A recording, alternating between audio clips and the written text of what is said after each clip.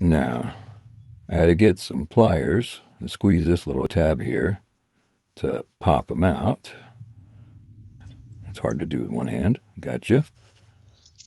Now, I'm going to show you where this was because you have to have the alignment just right whenever you reinstall your blend door actuator.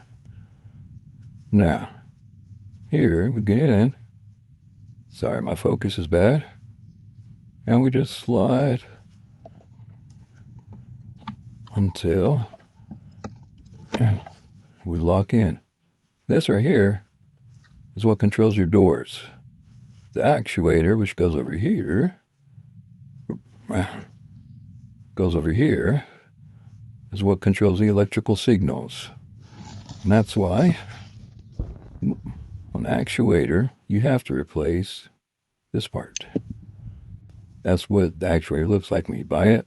Here's the old one hooked up in the tab. Get my new one.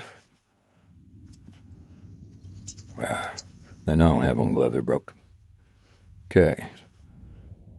Find this little my dang focus.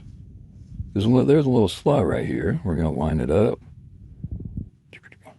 I just kind of want to make sure that gap is right here.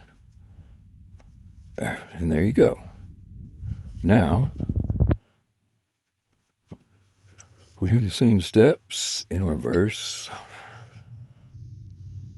We set this here.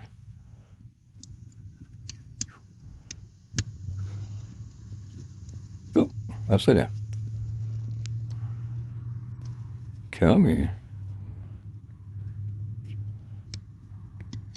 Bam. And now it's locked in. We're ready for the reinstall. We just got to switch the electrical clips and put it all back.